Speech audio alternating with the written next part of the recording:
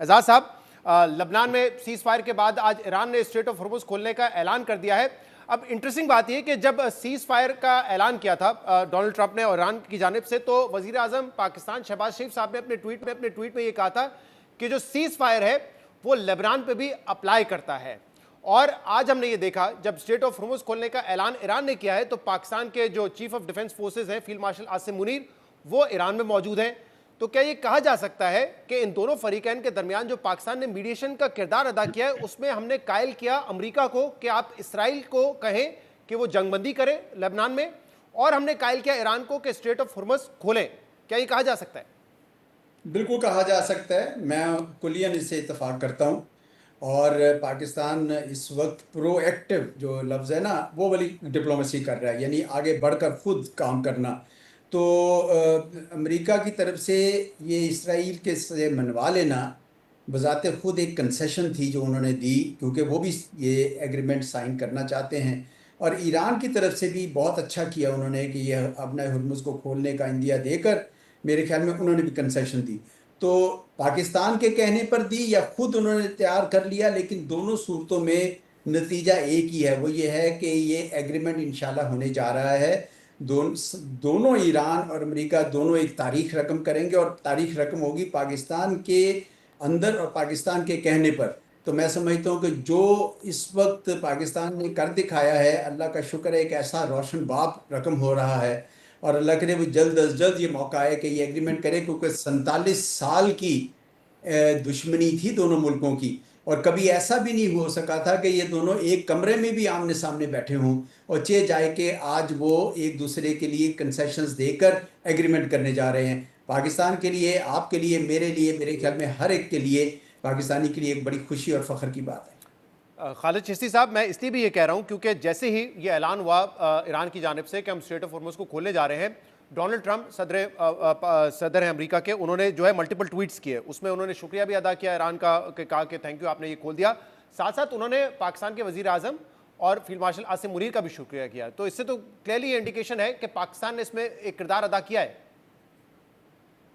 बहुत शुक्रिया शहजाद साहब, आपने इनवाइट किया। देखिए, मेरी मालूमात और जो मेरे कॉन्टेक्ट्स हैं उसके थ्रू मैं तो ये भी कंफर्म कर सकता हूँ कि यहाँ पर जो मुज़ाकरात इस्लामाबाद में पिछले दिनों हुए हैं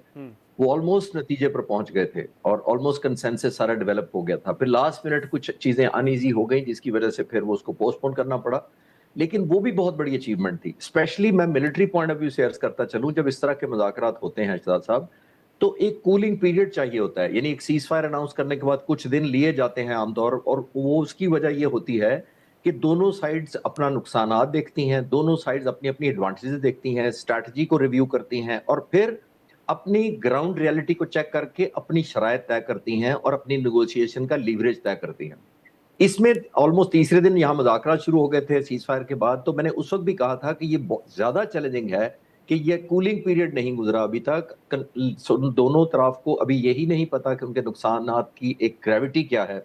तो उस सूरत में इस हद तक पहुंच जाना मुज़ाकरात के ऑलमोस्ट सिग्नेचर होते होते रह गए, या एक एग्रीमेंट या एक अकॉर्ड होता होता रह गया, तो ये उस वक्त भी बहुत बड़ी अचीवमेंट थी। उसके बाद जो एम्बेसडर एजाज कह रहे थे कि बड़ी प्रोएक्टिव डिप्लोमेसी प्ले की गई, ये सिर्फ एक हम सिर्फ ऑर्गेनाइजर्स या होस्टिंग या फैसिलिटेशन मोड से निकलकर हमने उस ट्रस्ट, उस एडवांटेज को और उस कंफर्ट लेवल को जो हमारा अमेरिका के साथ था, ईरान के साथ था, खासतौर पर मिडल ईस्ट के ममालिक के साथ था,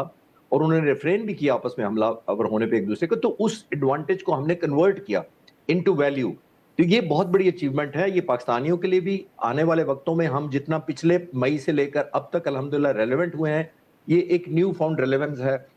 जो पाकिस्तान के लोगों को मिली है, और दुनिया हमारी ना सिर्फ रीजनल स्टेबलाइजिंग मुल्क के तौर पर हमें समझती है, बल्कि हम एक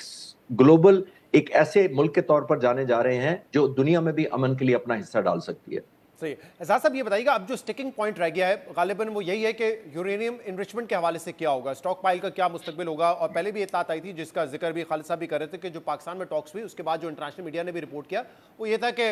20 साल के लिए इनरिच नहीं कर सकता यूरेनियम ईरान, या ईरान के मुताबिक हम 3 से 5 साल की पाबंदी के लिए तैयार हैं। तो आपको लगता है यही स्टिकिंग पॉइंट है, और शायद जो इंटरनेशनल मीडिया रिपोर्ट कर रहा है इसके बदले में जो $20 बिलियन के एसेट्स हैं, जो फ्रीज एसेट्स, उसको शायद जो है अनफ्रीज करने पर अमरीका तैयार हो जाए।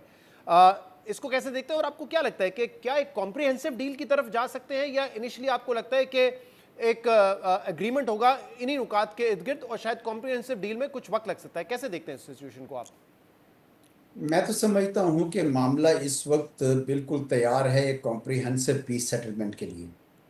اور جس قسم کی کنسیشنز دونوں طرف سے دی جا رہی ہیں وہ اس بات کی غمازی کرتا ہے کہ دونوں تیار ہیں وہ کمپریہنسو پیس سیٹلمنٹ کی۔ اور سب سے بڑا جو اشارہ ہے وہ یہ ہے کہ امریکہ میں پہلی بار یہ بات پھیل گئی ہے کہ اسرائیل جو ہے اس نے ہمیں اس جنگ میں دھکیلا ہے۔ آپ دیکھیں نا کتنی بڑی تعداد میں ان کے قانون سازوں نے ایک موو کیا بل، اگرچہ وہ بل کیری نہیں ہوگا لیکن بذات خود یہ ایک بہت بڑا اشارہ تھا۔ پھر اتنے بڑے بڑے لوگ جو ہیں، سیکرٹری کیری ہیں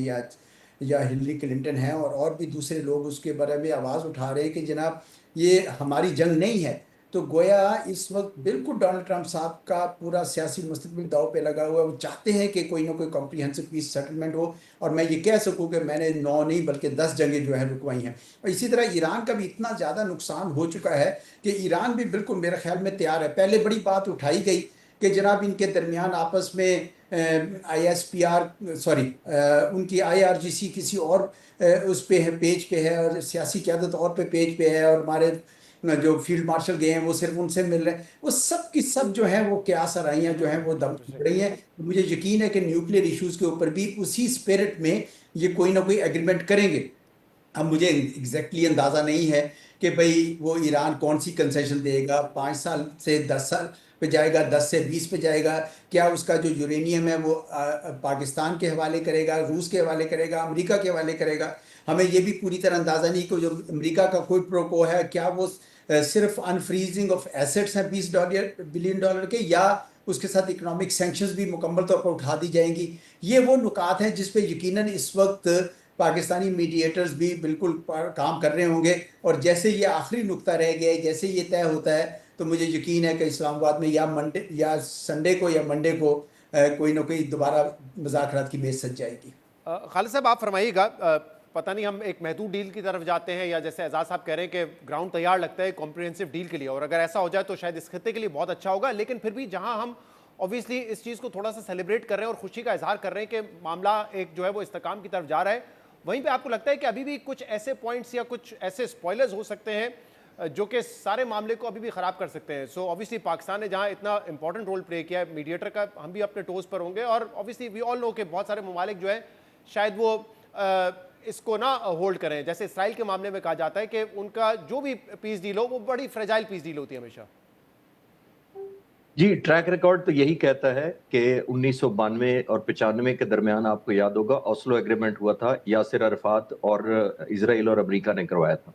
اور آپ کو یاد ہوگا کہ اس ایگریمنٹ میں بھی یہی لکھا گیا تھا اور یاسر عرفات کو یہ کنونس کیا گیا تھا کہ اگر آپ ڈس آرم کر دیں PLO کو تو ہم آپ کو ایک 2 نیشن یا 2 اسٹیٹ تھیوری کی طرف یا اسٹیٹ کی طرف سولوشن کی طرف لے جائیں گے، جو بدقسمتی سے آج 32 سال بعد بھی وہ وعدہ پورا نہیں ہوا۔ تو یہ وہ سپوائلر والا ایلیمنٹ ہے۔ ابھی بھی آپ نوٹ کریں جب سیز فائر غازہ میں ہوا تھا تو نیتن یاہو نے تیل اویو میں لینڈ کرتے ہی اپنی لینگویج میں ہیبرو میں کہا تھا کہ اس ایگریمنٹ میں جو سیز فائر ابھی ہوا تھا غازہ میں، تو انہوں نے کہا میں نے تو کوئی 2 اسٹیٹ سولوشن کی بات ہی نہیں کی اور نہ میں نے مانی ہے کوئی، تو وہ سپوائلر رہے ہیں۔ لیکن اب جو میری معلومات کے مطابق ہیں، اور کچھ دوست میرے امریکہ میں جن سے میں نے ریسنٹلی بات کی ہے، وہ کہتے ہیں کہ ریپبلکن جو پارٹی ہے سیلف، انہوں نے ٹرمپ کو بہت پریشر میں ڈالا ہے اور یہ کہہ کر ڈالا ہے کہ آپ کا تو یہ سیکنڈ ٹینیور ہے، نمبر 1 آپ کے تقریباً اگر آپ امپیچمنٹ نہ بھی ہوئی تو 2.5 سال بعد ریپبلکن کے جتنے لیڈر ہوں گے وہ آپ کے ان ایکٹس کو، جس طرح آپ نے سارا وزن نیتن یاہو کے پلڑے میں ڈال کر حملہ بھی کیا، ٹیک ہوم رزلٹ بھی نہیں ملے، تو ہم آنے والے وقتوں میں ڈیموکریٹس کا مقابلہ نہیں کر سکیں گے۔ تو اس لیے آپ کو کچھ ایسی فیس سیونگ آپ کو لے لینی چاہیے جس کے اندر آپ کو، جس کو کہتے ہیں نا something which should look like a victory, تو ایسی کوئی فتح ڈکلیئر کر دیں تاکہ ہمیں فیس سیونگ بھی مل جائے۔ وہ جو آپ نے 1.5 مہینے سے یا 2 مہینوں سے جتنا دنیا کو ہاسٹیج بنایا ہوا ہے وار کی شکل میں، اور اس سے پہلے جو ڈپلائمنٹ ہوئی تھی 1.5 مہینہ، تو اس سے نکل آئیں گے ہم ایک پازیٹیو ون ون سچویشن کر کے۔ تو I think president Trump per it self domestic pressure زیادہ ہوا ہے، جس کی وجہ سے انہوں نے نیتن یاہو کی جو پالیسی تھی اس کو تھوڑا ڈس اون کیا ہے، اور دیکھا آپ نے کہ کنورج کر گئے ہیں پاکستان کی کوششوں سے، ایران اور امریکہ کنورج کر کے پازیٹیو آ گئے انکلوڈنگ حزب اللہ۔ صحیح۔